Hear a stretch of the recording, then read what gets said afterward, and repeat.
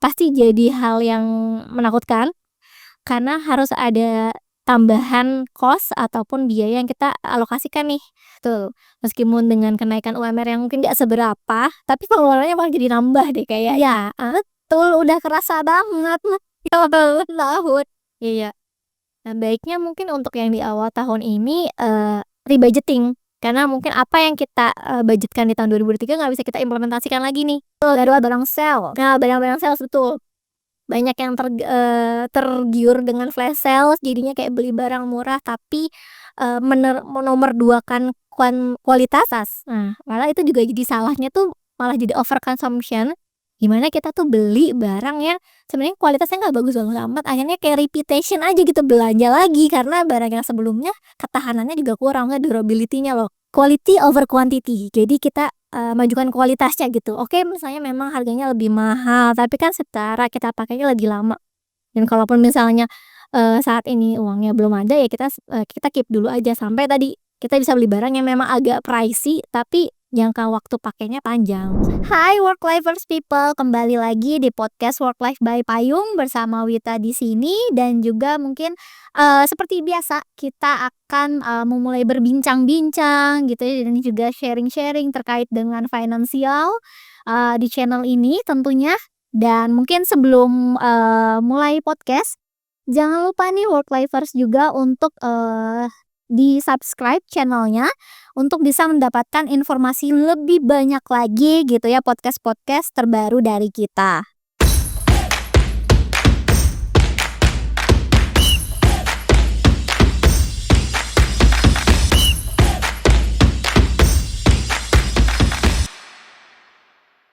Memasuki tahun baru tentunya dengan rencana baru, semangat baru, kebiasaan baru dan juga resolusi yang baru di awal tahun 2025 ini agar kita bisa memperbaiki kehidupan kita agar lebih baik dibandingkan dengan tahun sebelumnya.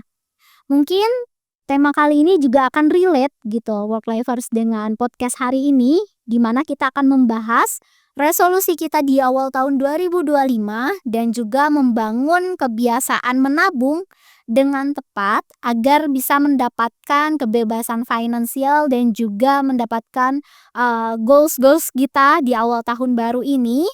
Dan tentunya kita juga sudah ditemani dengan narasumber yang sudah tidak asing lagi mungkin nih para work lifers melihatnya gitu ya. Jadi di sini ada Mbak Verina as a financial consultant dan juga as financial partnership di Fast Aid People Hub. Gimana nih Mbak Verina? Apa kabar? Alhamdulillah baik. Selamat tahun baru buat work lifers semua. Aku juga jadi lupa. Selamat tahun baru ya work lifers. Oke, gimana nih Mbak liburannya akhir tahun ini? Seru? Kemana aja nih? Seru, cukup menguras kantong tentunya ya. Panjang banget. Anak-anak juga pada libur. Gak jauh-jauh di Bandung juga udah cukup menguras dompet ternyata. Betul. Akhir tahun kan pada semua naik ya. Gitu. Nggak hanya hotel tapi juga semua jajanan juga pada naik. Oke. Tapi sekeluarga tuh Mbak, semuanya. Sekeluarga, cuman kalau suami bolak-balik karena kan gak libur ya. Jadi di momen-momen yang tanggal merahnya aja tuh bareng-bareng. Oke. Seru banget nih kayaknya. Aku nggak tahun baruan nih Mbak. Oke, thank you banget juga nih Mbak Verin udah join lagi gitu ya bareng kita untuk bisa sharing-sharing dengan work lifers. Oke, mungkin tanpa berbasa-basi nih Mbak Verin gitu ya karena mungkin work lifers di sini juga sudah banyak yang kenal dengan Mbak Verin karena mungkin sudah beberapa kali in frame dengan kita. Jadi mungkin kita bisa langsung ke intinya aja. Di hari ini kita pengen mengupas tuntas nih Mbak Verin tren di 2025 ini. Dan resolusi juga gimana sih kita membangun habit menabung gitu ya di tahun 2025 ini. Dan tidak ada salahnya nih gitu ya mumpung masih awal tahun kita langsung bersiap-siap dulu nih gitu ya kita starting siap-siap untuk goals kita yang ingin dituju sampai akhir tahun 2025 ini gitu. Nah, sebelum memulai pembicaraan nih Mbak Verin, aku pengen dong dikasih spillan dikit aja gitu ya dari Mbak Verin. Apa sih goals terbesar dari Mbak Verin untuk di tahun 2025 ini? Oke, tahun 2025 ini goals keluarga itu, fokus untuk, biaya pendidikan anak aku yang kedua, karena kebetulan tahun 2026 dia mau masuk SD, di mana kalau misalnya biaya sekolah itu, mostly dia siapinnya tuh di akhir 2026 karena supaya dapat early bird discount. Jadi kayak kita genjarinnya di tahun sekarang nih, ternyata 2026 ya tinggal bayar aja karena kan kita nggak tahu ya, prediksi pastinya dulu berapa, tahunya di 2026. Makanya kayak mengatur dan juga mempersiapkan apakah budget yang kita siapkan saat ini tuh sudah cocok apa belum gitu, jadi fokusnya ke situ. Oke, jadi siap-siapnya dari awal banget gitu meskipun tahun 2000-an. Oke, udahan tetep dari sekarang disiapin gitu, Oke. supaya nggak kebanyakan. Betul. Kalau tadi kan ngomongin goals tentang keluarga ya, Mbak Ferin. Kalau misalnya goals dari pribadi Mbak Ferin, tahun 2025 ini pengen ngapain sih? Kalau goals 2025 secara pribadi mungkin maunya lebih mindful spending lagi. Mungkin yang kemarin udah coba menerapkan cuma kadang kayak bocor-bocor tipis kayak, "Iya ada barang yang lucu, harusnya kan cuma diketawain ya, ini malah dibeli." Kayak gitu-gitu loh maksudnya. Pokoknya 2026 lebih mindful lagi aja kalau buat spending. Jadi belanja yang bener-bener atas kebutuhan bukan keinginan, kayak gitu. Bijak banget ya. Ya. Kalau ngomongin sama financial planner tuh pasti bijak banget, ada aja gitu ya jawabannya. Tapi kalau misalnya Mbak Ferin dengan suami nih, kira-kira goals berdua gitu. Goals pasangan tuh apa ya? Pasangan. Eee, Budgeting terbesar secara keluarga dan berdua itu kita lagi bukan berhayal ya, mencoba untuk melakukan budgeting untuk entah itu renovasi atau pindah rumah. Karena, keluarga juga makin besar, kita butuh space yang lebih besar juga untuk anak-anak gitu ataupun untuk tamu. Jadi kepikirannya itu, jadi kayaknya kalau misalnya memungkinkan, misalnya tadi budgeting yang awal prioritas anaknya tercukupi, nah kita mau, coba untuk budgeting ke ya tadi renov ataupun kayak pindah rumah, itu kan juga lumayan ya. Itu untuk yang goals bener-bener berdua yang bener-bener dipikirin nih kalau misalnya ada alokasi pendapatan tambahan ya kita mau mengalirnya maunya ke situ. Oke, jadi ya memang goals-nya itu ada 3 sih, Mbak, ya. Goals secara keluarga, pribadi, dan juga pasangan itu juga beda-beda gitu. Ya semoga goals-nya, bisa tercapai sih, Mbak, di tahun ini gitu ya. Amin. Nah, Mbak Ferin, kalau selama 2024 nih aku pengen tahu juga gitu ya, biar mungkin di work lifers di luar sana juga, "Oh ternyata iya ya aku juga salah," gitu. Apa sih kesalahan terbesar Mbak Ferin as individu aja nih, Mbak, gitu ya, yang Mbak Ferin lakukan dengan, eee, terkait dengan keuangan lah gitu?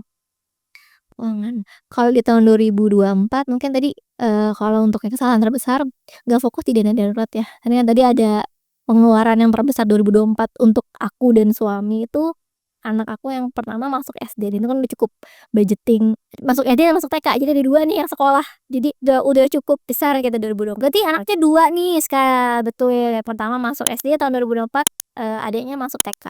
Jadi barengan tuh. Nah, tahun yang sama lumayan kita ngebomnya tuh agak lumayan double ya. Double, jadi Nah, karena fokusnya ke situ, nah otomatis dana daruratnya agak terpending dulu gitu. Mungkin berasanya pas misalnya ada kejadian yang kurang mengenakan, kayak misalnya namanya punya rumah harus ada maintenance, biaya maintenance gitu kan. Apalagi musim hujan tiba-tiba harus panggil tukang, nah yang kayak gitu-gitu mungkin yang kesalahannya maksudnya ya dibilang besar banget enggak, tapi tetap kesalahan gitu kan, karena tadi fokusnya lebih ke anak-anak gitu. Jadi yang dana darurat kita pending dulu gitu karena ada pengeluaran atau pembelajaran terbesar lah di tahun tersebut. Itu sih jadinya. Jadi kalau dikilas balik apa jadi kesalahan 2024 mungkin di situ sih, kurang menyiapkan dana darurat. nah jadi memang sebenarnya setiap individu kesalahan yang dilakukan di 2024 itu beragam gitu ya. Mungkin dari sisi Mbak Ferin yaitu dana darurat ya. Kalau aku dari sisi saving nih Mbak Ferin, karena mungkin ya itu FOMO-FOMO di 2024 itu wah trennya gila-gilaan banget ya Mbak Ferin kalau tahu gitu.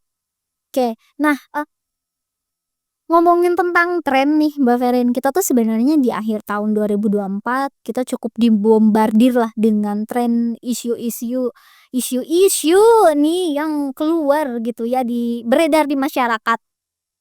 Entah itu kalau di keadaan ekonomi itu pertama aku dapat di bulan Desemberan, itu ada isu, terkait dengan pajak PPN naik dari 11% jadi 12%. Itu pertama. Terus kedua, di bulan Desember itu orang-orang kan mengharapkan bonus akhir tahun ya, Mbak, gitu. Tapi ternyata banyak PHK, layoff di mana-mana gitu. Itu juga tidak terduga banget nih gitu.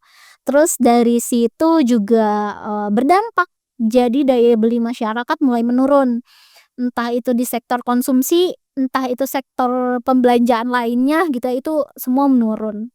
Sampai di akhir, bulan Januari kalau nggak salah, itu ada kebijakan BPJS yang terbaru, di mana BPJS sudah tidak bisa meng-cover 144 penyakit, gitu kan.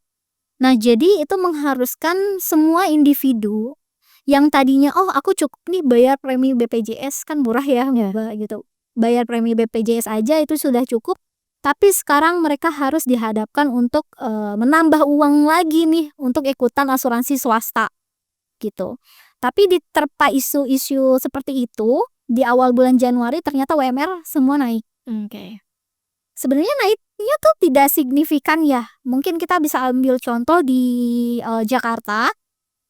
UMR terakhir itu di 2024, aku tahu itu di 5.036.000-an lah kalau nggak salah, itu naik sekitar 6%, jadi, 5.300.000 sekian lah. Jadi, kenaikannya tuh sebenarnya sedikit, cuman 300.000 sekian, tapi kok yang kita hadapin banyak gitu. Meskipun tadi PPN nggak naik, tapi semua barang-barang naik gitu. Nah, kalau dari sisi Mbak Ferin sendiri as financial consultant, ini gimana sih Mbak menyikapi gitu ya, isu-isu yang ada saat ini tuh? Ini masih awal bulan loh. Bulan awal tahun udah banyak hal-hal yang mencengangkan ya, baik itu di mungkin kenaikan PPN yang meskipun, nggak jadi naik, tapi ada beberapa barang yang udah sensitif jadinya malah naik gitu kan ya. Iya. Terus tadi, terkait dengan yang BPJS kita juga nggak bisa cover seluruh penyakit dan kita harus prepare dengan asuransi pribadi, pasti jadi hal yang menakutkan, karena harus ada tambahan cost ataupun biaya yang kita alokasikan nih, tuh. Meskipun dengan kenaikan UMR yang mungkin nggak seberapa, tapi pengeluarannya malah jadi nambah deh kayaknya. Heeh. Betul, udah kerasa banget di awal tahun. Iya. Nah, baiknya mungkin untuk yang di awal tahun ini, rebudgeting. Karena mungkin apa yang kita, budgetkan di tahun 2023 nggak bisa kita implementasikan lagi nih. Karena kan mungkin kebijakan baru ya saat ini, presiden juga ganti, otomatis beberapa hal itu juga mengalami, perubahan lah. Tadi terkait dengan yang PHK, itu udah isu global, di mana, daya daya beli masyarakat turun, sehingga mungkin sales dari penjualan barang ataupun jasa itu juga menurun, sehingga ya perusahaan ambil shortcut-nya dengan, me-layoff beberapa karyawannya gitu ya, bukan beberapa, banyak karyawannya gitu untuk melakukan efisiensi. Nah, terkait yang layoff tadi, itu mungkin udah jadi isu global di mana daya beli masyarakat turun, sehingga penjualan ataupun sales juga turun dan akhirnya, perusahaan memutuskan untuk melakukan efisiensi besar-besaran nih dengan me-layoff, banyak karyawannya gitu. Nah, itu nih kalau jadi apa ya, mungkin, kejadian amat sangat buruk, di mana kehilangan pekerjaan dengan kebutuhan hidup yang tetap harus dipenuhi gitu kan. Nah, cara menanggapinya apa ya, yang paling pertama adalah ya coba lihat ke depan nih, maksudnya, opportunities apa yang ada yang mungkin bisa jadi replacement pekerjaan yang saat ini hilang. Nah, itu sih mungkin kalau dari saya ya, sebagai pribadi terkait dengan isu-isu yang ada saat ini. Oke, berarti menurut Mbak Feri ini wajar-wajar aja ya sebenarnya isu-isu yang sudah berkeliaran lah ya di awal. Ya, Jadi sebenarnya kayak sampai secara efek domino maksudnya. Jadi kalau memang ada isu global terjadi, pasti ya itu tadi, pemangkasan, efisiensi itu pasti akan terjadi juga gitu, mau nggak mau. Ibaratnya kayak, ya untuk beberapa industri yang memang nggak stabil, ibaratnya tunggu waktunya aja gitu. Oke, berarti sebenarnya nggak hanya perusahaan, dari sisi kita juga sebagai individu as karyawan pun harus siap-siap ya. Iya, betul. Karena memang saat ini tuh isu ekonomi tuh udah nggak bisa ditebak lagi gitu ya. Oke, nah tapi kalau misalnya menurut Mbak Ferin, apa sih yang sebenarnya harus kita lakukan banget nih? Jadi, agar meskipun isu-isu di luaran sana itu berjalan gitu kan, kita juga nggak bisa prediksi, tapi dari sisi individu tuh kita udah kuat lah secara mentalnya gitu, secara semuanya lah gitu. Yang Yang paling utama mungkin tadi persiapan terkait dengan finansialnya ya. Bener-bener melakukan budgeting ataupun misalnya kita punya tujuan gitu untuk keuangan kita tuh mau bawanya kemana sih gitu. Mumpung Januari nih gitu kan, starting awal, oke barang-barang naik gitu kan, biaya hidup juga mungkin berubah gitu kan dari yang awalnya berapa menjadi berapa di tahun 2023 ke 2024. Nah, ini awal yang baik nih buat kita melakukan rebudgeting gitu. Jadi setting awal lagi bulan Januari mungkin bisa dijadikan survival mode dulu. Kayak kita coba dulu aja tuh catat pengeluaran kita di bulan Januari itu seperti apa. Kayak hariannya tuh kita biasanya spendnya berapa ya. Kalau misalnya yang kerja mungkin ongkosnya, biaya makannya berapa. Katakan misalnya dalam sehari kamu habisin 150.000 gitu di hari kerja. Berarti kan 5 kali 150.000 tuh udah berapa tuh? Udah di kisaran 750.000 5 hari. Ya, katakan Sabtu Minggu nih tergantung diem di kosan, diem di rumah atau keluar. Budgetnya berapa gitu, katakan 300. Berarti kan kurang lebih seminggunya itu udah habis 1 juta. Ya kurang lebih kali 4 minggu berarti 4 itu selama sebulan tuh habis dong ya. Tadi berapa UMR? UMR 300. 1,3-nya ini kita mau apain? Balik ke tujuan keuangan tadi. Apakah terkait dengan isu yang kesehatan?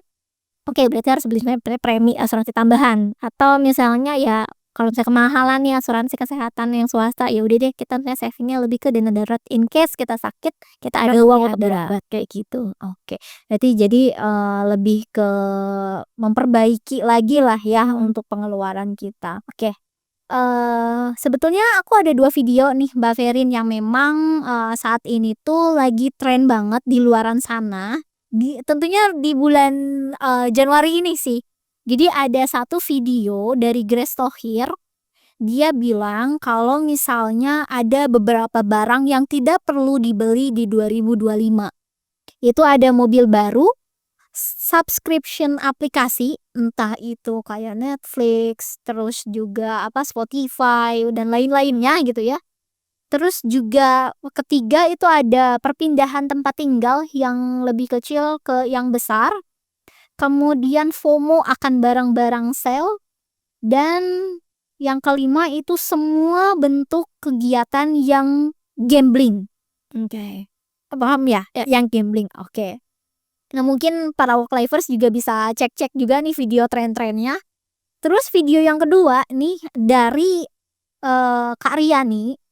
Itu ada barang-barang juga nih yang tidak perlu dibeli di 2025. Ini berbeda nih sama Grace Thohir tadi. Yang pertama itu casing handphone terbaru, tumbler terbaru, bantal karakter terbaru untuk nemenin kita tidur. Itu sebenarnya receh-receh banget ya.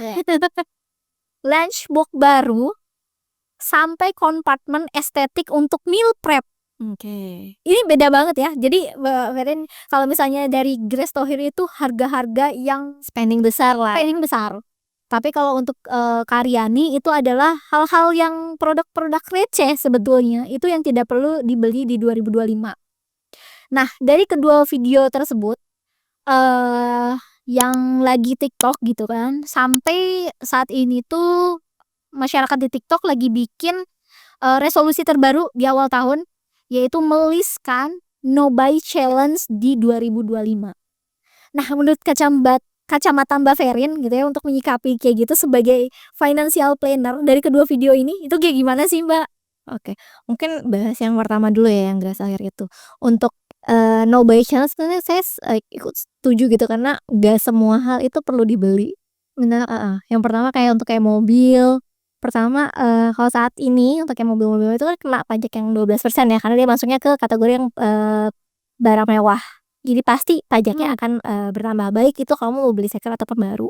Nah, khusus untuk mobil, kalaupun misalnya memang ya udah punya budgeting sebelumnya dan memang tahun 2025 adalah waktunya untuk merealisasikan ya nggak masalah kalian beli aja tapi asalkan cash secara tunai.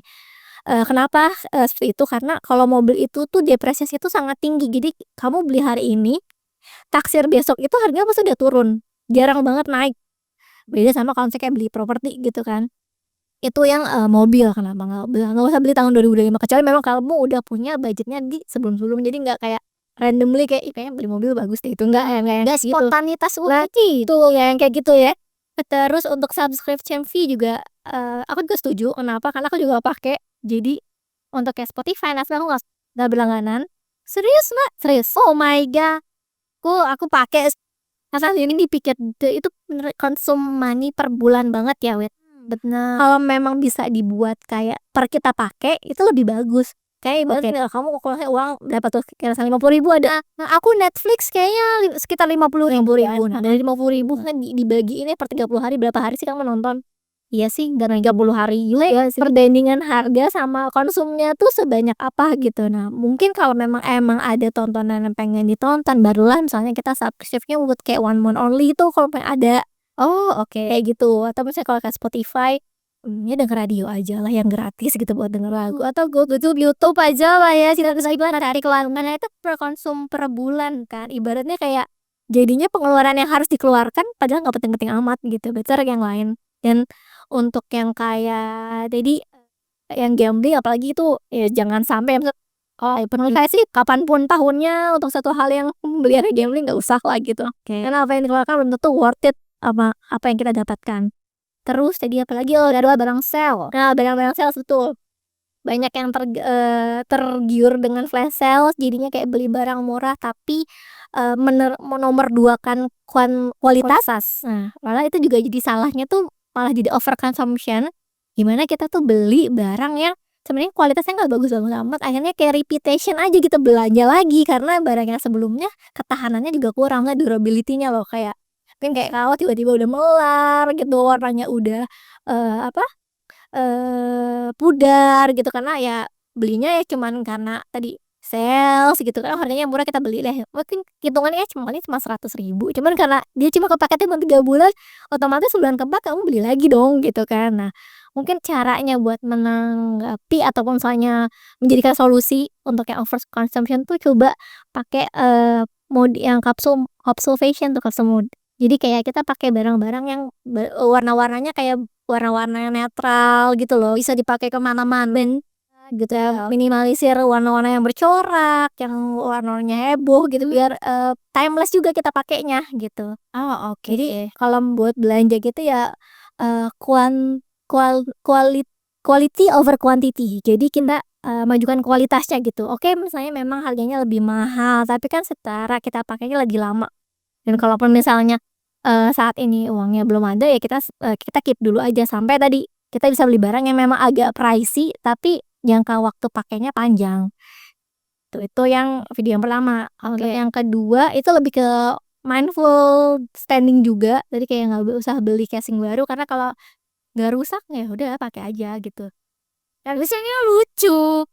Barang lucu itu diketawain, jangan ini gitu kan. Atau lempar mata gimana tuh? Ada yang motifnya yang pita gitu kan, 2024 tuh hits banget. Nah mungkin yang kayak gitu-gitu tuh lebih mindful spending lah tuh kalau kiranya memang barangnya butuh. Nggak butuh banget nggak usah. Terus kayak tadi yang kotak makan, bener, kita lebih ke fungsinya aja, fungsinya mau sekatnya berapapun isinya tetap makanan kan, mau kecampur kita juga yang makan kok gitu kan. Jadi nggak usah beli baru, beli banyak apalagi. Dan sekarang tuh selain tadi ada no buy challenge, ada juga yang YOLO, you only need once. Jadi bukan YOLO lagi, bukan you only live once. Dia mungkin orang-orang anak muda lah gitu ya, belilah sekarang, orang ya YOLO gitu hidupnya, you only live once, jadi kapan lagi mau beli ini gitu. Nah mumpung kita masih hidup, mumpung kita masih punya sekarang hasilan gitu, maka trennya malah YOLO nih, lebih Indonesia, you only need once. Jadi kayak tumbler cukup satu, gak usah dulu pakai yang cork, sekarang pakai yang coklat gitu ya. Pokoknya banyak udah itu banyak banget mereknya, fungsinya cuma satu kok, buat minum juga gitu, satu aja cukup. Jadi itu meredam keinginan untuk menjadi Vopo. Sebenarnya kan ada tagline-nya juga sih, Mbak Ferin, belanja semampunya, belanja seperlunya. Nah bagus, sudah sesuai belum itu. Tapi kan sebenarnya Mbak, entah itu ada tagline itu, kemudian dari 2 video yang tadi, terus juga ada no buy challenge, terus yang tadi YOLO gitu. Sebenarnya tuh tujuannya tuh buat apa sih di akhirnya tuh gitu. Tujuannya buat apa? Tadi lebih melek finansial pastinya ya. Karena mungkin kalau punya roadmap nih terkait finansial, jadi kayak bulan Januari ini kita starting fresh, starting new dengan budget awal yang baru gitu kan, dengan biaya-biaya kenaikan yang ada gitu kan. Terus Februari jangan lupa kita mau persiapan Ramadan pasti ada spend ya tambah-tambahan nih. Biasanya malah lebih banyak ya keluarnya kalau Ramadan padahal kan nggak makan sih. Kayaknya tahun ini lebih nyecer sih Mbak Erin kayaknya. Kalau aku lihat-lihat ya, jadi mungkin bonusan turun tuh di Desember kepake buat apa vacation juga gitu kan. Terus juga di awal Januari fresh lagi. Tapi harus siap-siap untuk mudik. Mungkin ya kemudian juga ya ya habislah di bulan-bulan sampai Aprilan lah gitu ya terus-terusan kayak gitu. Nah, tapi tujuannya tuh apa sih gitu? Tujuannya apa? Balik ke individu masing-masing karena untuk mempunyai kayak kesadaran finansial itu pasti kita harus setting dulu nih goals from individu itu apa gitu. Baiknya kalau untuk setting goals itu tuh ada smart step-nya namanya SMART. Jadi S spesifik, M-nya measurable, SMA achievable bisa diraih, R-nya rational. Jadi kayak tiba-tiba kayak mau jalan-jalan ke bulan itu kan nggak rasional ya rasional sih cuman biayanya kan nggak hal gitu kan misalnya yang rasional kita lah. Terus T-nya time based jadi ada kurun waktu targetnya nih. Jadi kalau misalnya realitanya seperti apa tanya kayak oke tadi misalnya mau siapin dana pendidikan anak gitu kan itu kan spesifik nih anaknya kedua masuk SD di mana berapa nominalnya measurable kan bisa ditakar ada nominalnya. Terus achievable enggak ya kita carinya yang sesuai target kita. Terus rasional juga sama tadi time base nya berapa kurun waktu kita buat memenuhi target tersebut. Jadi balik lagi itu kita ya ciptakanlah goals masing-masing keuangan kamu gitu kan kayak kita mau apa 2025. Nah itu yang coba diraih di tahun ini sepanjang dari Januari sampai ke Desember. Katakanlah mungkin case aku gitu kan di tahun 2025 ini pengen kebeli rumah ya gitu. Berarti kan untuk bisa mencapai itu aku harus merelakan gitu ya. Ada yang namanya merelakan untuk bisa saving. Tuh. Berarti kan tujuannya itu kita saving untuk mendapatkan goals tersebut gitu. Tapi apakah memang semua orang harus menerapkan saving ini?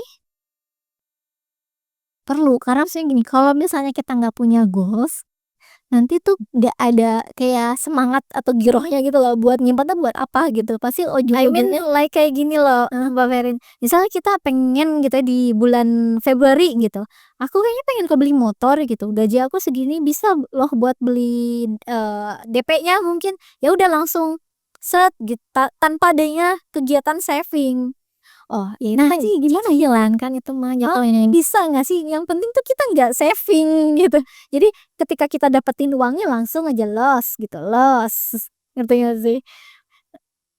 Itu malahan jadinya nggak berpikir panjang gitu loh maksudnya nggak mindful juga karena kan kita nggak tahu nih tadi apa yang mungkin terjadi ke depan. Tadi kan juga dibilang ekonomi tidak juga dibilang bisa stabil kan jadi kayak untuk pembelajaran besar tuh betul-betul harus kita pikirkan matang-matang gitu kayak yang tadi mau beli motor saya di bulan Maret gitu cuma siapin DP sisanya cicilan. Nah itu kan malah jadi ada biaya kos yang kita harus bayar karena kan cicilan itu maksudnya kewajiban ya yang biasanya kita per bulan gak ada biaya itu jadinya ada otomatis pasti ada biaya lain yang harus berkorban. Biaya hidupkah yang dikurangin atau misalnya tadi biaya savingnya dikurangin karena tadi udah pakainya ke cicilan tuh jadinya beralih dari saving menjadi living karena tadi berupa cicilan kayak gitu. Jadi kalau misalnya seperti itu malahan tidak berkelanjutan ya kalau menurut saya. Jadi baterainya setiap memutuskan suatu transaksi finansial itu harus dipersiapkan terlebih dahulu. Jadi tadi dengan melakukan ya saving gitu. Berarti memang kegiatan saving itu is a must ya, is a must itu perlu wajibun yorobun gitu ya. Nah sebetulnya kan memang jalan satu-satunya untuk bisa mendapatkan goals tersebut itu kan nabung ya gitu. Menurut Mbak Ferin sendiri penerapan nabung yang tepat itu tuh seperti apa sih untuk kehidupan kita? Mungkin dari strategi menabung yang tepat tuh kayak gimana sih? Karena kan tiap individu pasti berbeda-beda nih. Tapi strateginya tuh gimana sih gitu? Ya. Jadi kalau dengan menabung Itu tadi masih balik lagi ke goals-nya, mau berapa yang dicapai. Tadi kan dengan yang langkah SMART, SMART yang tadi, berapa nominal yang mau dicapai, jarak temponya berapa, nominalnya berapa, itu harus ditakar gitu, paling penting. Supaya apa? Supaya tadi strategi menabungnya juga betul. Apakah instrumennya cukup dengan menabung? Karena kita tahu sendiri kalau inflasi Indonesia itu cukup tinggi. Di September 2024 aja udah 1,84%. Kalau kita hanya menabung, di mana mungkin bunga tabungan itu cuma 0, sekian Wita, jadi udah ngegerus sama inflasi kan, ibaratnya udah -1. Jadi dari apa yang kita tabung itu yang ada malah kepotong biaya admin nih, bukannya dapat kelebihan. Jadi pasti ada kombinasi antara menabung dengan saya cuma saving di tabungan aja ataupun dengan melakukan alokasi ke produk investasi. Tadi untuk meredam si meredam si nilai inflasi tadi. Yang pertama tadi menentukan produknya. Terus yang kedua yang pertama itu targetnya jelas dulu, yang kedua produknya apa, terus kita juga melakukan mindset menyisihkan bukan menyisakan. Jadi disisihkan di awal. Bukan kayak ya udah deh kita belanja dulu atau bayar yang lain, ntar kalau ada sisanya kita tabung gitu. Nah, itu malahan salah karena pasti nggak akan tercapai itu goals yang tadi kita setting karena kan cuman kayak uang sisa-sisa berapa sih? Dan dari mungkin Vita juga bulanan ada nggak yang tersisa di bulanan lebih ke minus. Itu dia jadi menyisihkan gitu kan bukan menyisakan supaya apa? Supaya dari yang udah kita sisihkan ya udah itulah sisanya untuk biaya hidup dan lain-lain yang per bulannya gitu. Terus yang ketiga yang empat ya, itu wajib menggunakan atau memisahkan rekening tabungan tadi dengan rekening operasional supaya nggak keganggu dan ketakar gitu. Oh, tabungnya udah segini nih saat ini gitu. Kalau digabung kan kita nggak tahu ya, bingung ya untuk keluar masih ada nih duitnya belanja atau enggak bisa nih buat jajan gitu kan karena ada uang karena tadi nggak dipisah. Terus yang terakhir kita juga perlu tadi yang menyisihkan dan menyisakan itu kita perlu berapa kita set nih berapa persen sih dari gaji yang kita terima, persentase menabung kita tuh mau berapa settingnya. Tapi kalau berdasarkan rasio saving, baiknya itu di 10% dari pendapatan kita. Idealnya 10%, 10%. Sebenarnya kecil ya. Iya. Tapi kok susah ya. Itu dia balik lagi ke mindsetnya menyisihkan bukan menyisakan. Oke, tapi sebenarnya balik lagi ke tujuan orang masing-masing gitu. Apakah memang bisa diterapin 10% atau mungkin bisa lebih? Iya, ya betul ya. Oke. Nah, sebetulnya Mbak Ferin kalau misalnya menabung itu kan kita banyak banget nih penerapannya gitu. Entah itu individu yang memang masih menggunakan cara tradisional, mungkin kayak nabung di celengan mungkin, terus juga kayak dibelikan ke barang-barang yang ada nilai investasinya tapi dalam bentuk ada wujudnya gitu. Entah itu untuk properti atau emas gitu kan. Kemudian juga ada nabung. Kalau sekarang tuh yang aku lihat lagi tren lagi nih menabung sesuai dengan tanggal. Ya. Gitu kan itu masih tradisional lah ya. Dan juga mungkin ada yang orang sudah melek teknologi nih gitu. Jadi mungkin itu sebagai saving modern lah aku sebutnya gitu ya. Jadi yang pakai aplikasi gitu kan, terus juga pakai e-wallet di m-banking. Jadi udah nggak perlu ke datang ke ATM, nggak perlu datang ke banknya langsung gitu kan. Nah, menurut Mbak Ferin sendiri, ini pendapat Mbak Ferin aja sih. Kalau di antara keduanya, tradisional dan juga modern, saving modern, itu yang sebenarnya yang paling efektif tuh seperti apa sih? Gitu. Kalau dilihat dari efektivitasnya, mungkin kita balik lagi nih tadi karena Indonesia itu pasti kena inflasi, di mana kalau misalnya kita nabung dengan tanpa ada returnnya, otomatis nilai yang saat ini kita tabung di masa depan itu nilainya udah berbeda tuh, namanya kayak time value of money. Jadi ibaratnya 1 juta saat ini itu pasti akan berbeda dengan 1 juta di tahun 2026. Pasti berat untuk mengeluarkan itu beda gitu karena tadi ada inflasinya. Nah, kalau misalnya kita nabung dengan cara tradisional di mana kita nyimpen itu kan bener-bener menyimpan nominal utuh ya tanpa ada tambahan kan, karena kalau misalnya kayak kita nabung yang per hari tadi kan ya udah kisarannya misal kekumpul 10 juta ya cuma 10 juta aja. Beda halnya misalnya dengan menabung cara modern, mungkin kita simpan di reksadana atau misalnya kita taruh deposito dari 10 juta itu ada returnnya nih nambah, entah itu 100.000 atau mungkin 200.000, jadi kan nilainya bertambah. Beda halnya kalau tadi yang tabungan yang tradisional yang nilainya segitu aja, 10 juta ya 10 juta aja, malahan dalam tanda kutip bisa berkurang tergantung tadi kapan itu si 10 jutanya itu terwujudkan. Kalau misalnya di tahun depan berarti nilainya udah beda nih 10 juta saat ini, di tahun depan itu udah beda nilainya. Kecuali kalau misalnya, yang tradisionalnya itu lebih ke properti gitu ya. Kalau properti menurut Mbak Ferin gimana nih? Apa itu menguntungkan, efektif nggak sih? Kalau untuk di properti sebenarnya sih, kalau misalnya memang dalam kondisi sudah berlebih ya, karena nilai properti sendiri tuh nggak sulit untuk ditaksir. Kalau kita investasi di properti, ini kita tahu ini beli rumah di sini atau ruko lah katakannya. Kalau misalnya rasanya gitu, oh 500 juta gitu. Kita tahu nilai itu naik atau enggaknya kan kita udah taksir dulu deh. Ada taksasinya dulu. Diukur nih nilai bangunan saat ini berapa, nilai tanahnya berapa sih, dan itu juga nggak liquid gitu. Oke, lama kejualnya. Iya, dia kayak gedungnya tuh tertahan situ yang kita tahu kita spendnya sih 500 juta buat beli si ruko itu tuh. Tapi tahun 2027 kali kita mau butuh, belum tentu naik gitu. Siapa tahu ekonomi lagi jelek juga gitu kan, terus daya beli masanya turun, nggak ada orang yang butuh beli ruko. Daripada nggak kejual ya udah aja lepas dengan harga murah lah gitu loh. Jadi yang awalnya niatnya untung malah jadinya rugi. Jadi kalau untuk menyimpan tabungan investasi untuk properti itu misalnya ya hilang lah jangan dulu misalkan tadi nggak liquid. Kalau emas, nabung emas gimana tuh? Kalau perasaan Mas setiap bulan selalu naik mulu tuh lihat-lihat. Bener, karena emas itu sifatnya lebih bukan stabil, lebih cenderung untuk naik dibandingkan turun. Jadi kalau memang bisa menabung emas itu sangat baik. Jadi kayak ada kan sekarang kayak di beberapa aplikasi itu kayak berapa puluh ribu kita cicil gitu nabung emasnya, nanti berarti emas digital gitu ya. Nah, ketika jumlahnya sudah genap bisa dibentukkan fisik entah itu 1 gram, 5 gram. Nah, itu tuh ketika kita keep nih, ketika kita butuh itu bisa nih. Karena sangat liquid, bisa kita gadai atau ya kita jual. Tapi minusnya takut hilang. Ya, bener. Rasio penyimpanan ya benernya. Cuma ya tadi ketika in case lagi butuh aja kita genapin untuk jadi fisik.